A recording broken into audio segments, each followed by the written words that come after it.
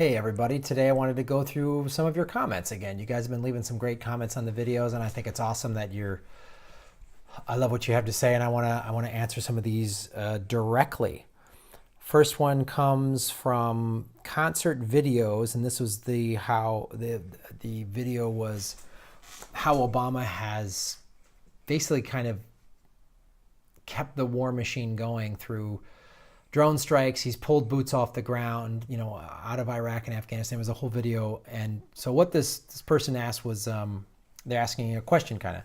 Concert Videos, my issue with this is, but was this Obama's fault? I mean, yes, it was under his presidency, but I feel like it was more of a result of the times and the circumstances. With technology improving, a seemingly never-ending Middle East conflict where thousands of U.S. soldiers kept dying, what else was he supposed to do? That's a valid question. To me, what I think he was supposed to do was pull us out and then get out of there and not keep going into this, because to me, this just feels like the war machine. This doesn't feel like, and yeah, ISIS is still a threat, but then you either needed to leave soldiers in there the way we've left soldiers in Germany and Japan for decades, or just completely pull out. Like, we should have left some type of force there then. And so this is the problem, I think, with American foreign policy. It's always just these either go in there and half measures or just expect it to be done quickly and don't see any sort of long term. It's always just sort of short term planning and thinking. And the drone strike thing, that's a real issue. There's a great episode from about a year or so ago with John Oliver about it. And it's a scary situation, man. And people, it was all Obama. It was a lot of drone strikes. And it's lost a lot of our credibility, what little we had over there. So it's a valid question you're asking me, Mr. or Mrs. Concert Videos. But in my opinion, he should have just, if he's going to pull out and say his whole campaign was no war, then he should have just completely pulled out. That's my opinion. Bat Mashups asked, with regard to the same video, if you never have, stop everything and read, quote, War is a Racket, quote, by General Smedley Butler. It will make everything crystal clear regardless of our endless cycle of war. I've heard of this book. I haven't read it. I'd like to read it, but yeah, it was written by I believe he wrote it in like World War I, about how war is an endless racket and it's for big business. It's a book I want to read, and thanks for recommending it. This one was in regard to the video about privileged Bill Maher is is no liberal hero. Dorian Wallace wrote, "Thank you. That pig is insufferable." Thanks, Dorian. That's awesome. And then here's the one about the Texas ranchers.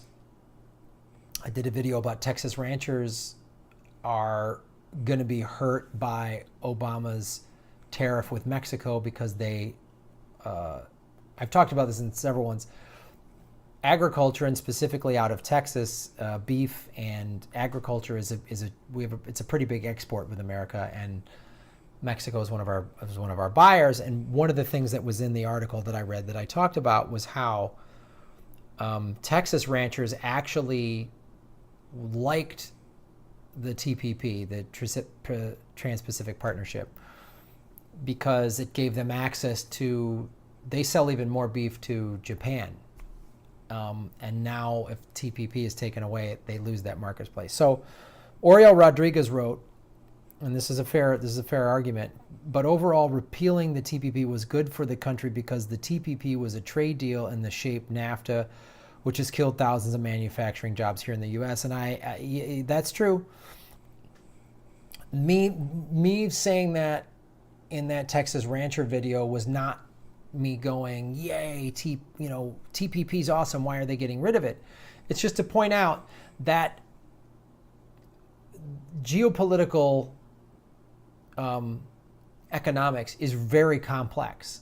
And the main point that article I think is making, and that I've been trying to make overall in these videos, is so much of Trump's policy is just so oversimplistic, or it's intended that way just so he can clearly make money or distract people or whatever. But I just wanted to point out that there are some people benefiting from the TPP. Overall, if it's a bad thing, I see your point. I appreciate you bringing that up. And then I had from another Phil Britton wrote, excellent reporting, passion, truths. Thank you, Phil. Thanks for taking the time to watch. And then I posted a video about a week or so ago. Am I making a difference? Because I don't know. Sometimes it's hard to get bummed out, and so I got some great responses from those, and I'll read those. One of them is from Winterland6977. We are all having a hard time staying positive, I think. People I know who have never been engaged politically are freaked out, so it's not just us junkies.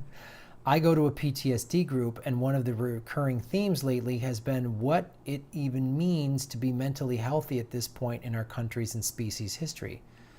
Man, that's a great question. What can we do but try to be positive force within our own tiny spheres of influence? You are doing your part and making a difference by doing these vids. Well, thanks, man. I appreciate that. And thanks for sharing, a personal thing about going to a PTSD group. And I think that's kind of what a lot of us, just Americans, are figuring out, especially maybe on the left, is what do we do? Because America feels like it's sort of coming undone.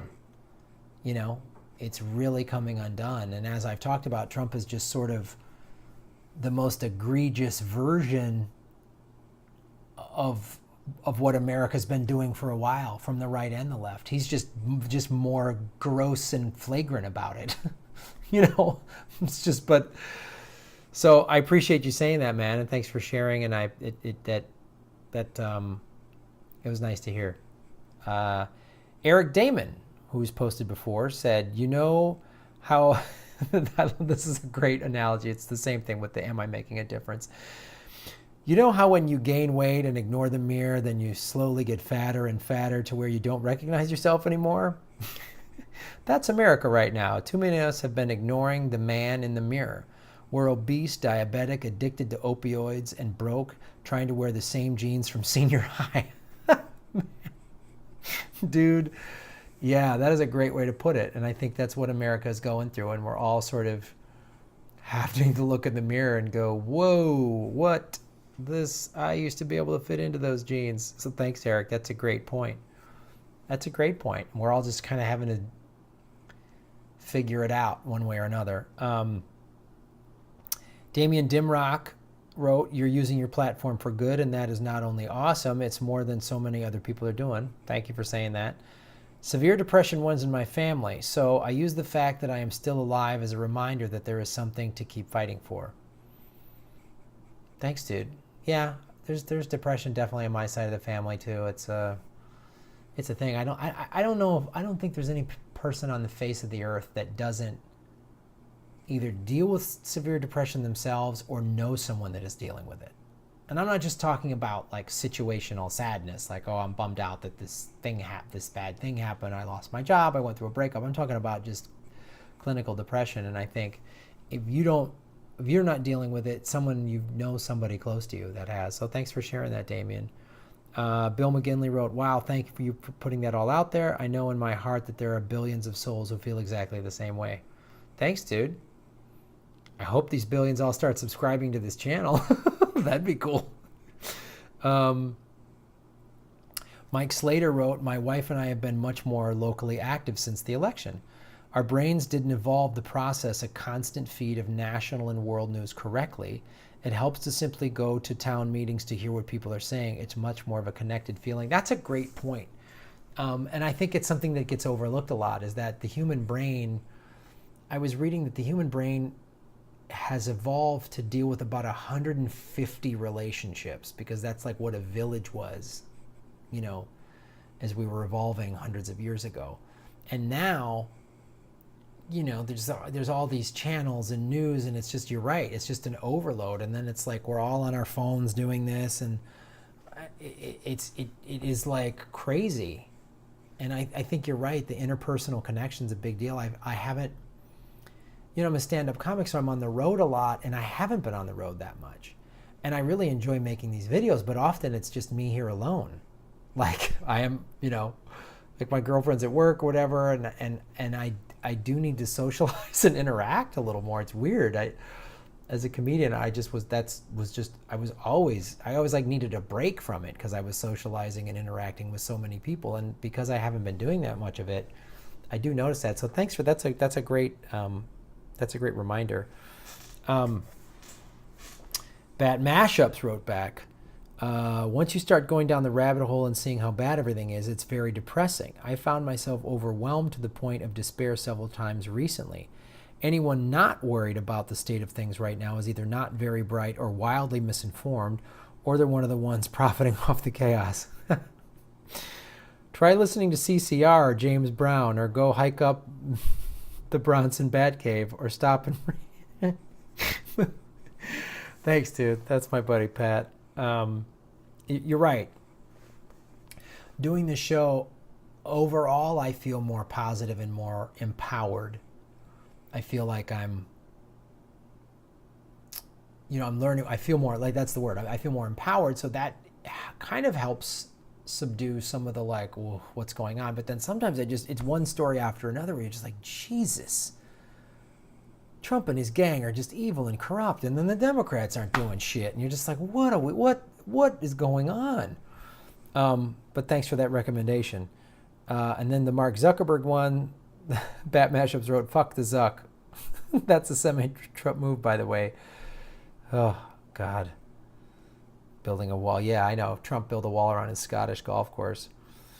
Again, to the Am I Making a Difference? Bill Robinson wrote, yes, sir. Anyone who does anything is doing something. As for me, I too blame myself for some of what has transpired. Good for you for owning up. Now I try to do at least one thing a day. Phone call, letter something, listen to NPR, and participate in a citizen legislation committee at my local state level as time permits. Good for you, man.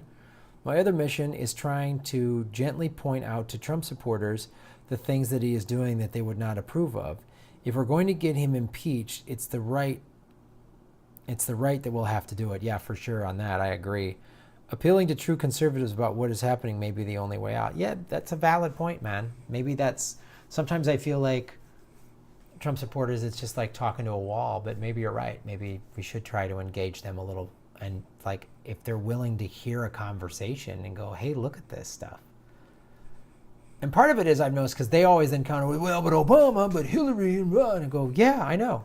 Yeah, they did some shit too. That's why I'm an independent. With regard to the Chris Hedges article, Winterland 6977, Death of the Liberal Class has the distinction of being both the most important and the most depressing book I've read in the last few years. Chris Hedges is a treasure. Yeah, I just got the book, and I'm just starting to read it, so...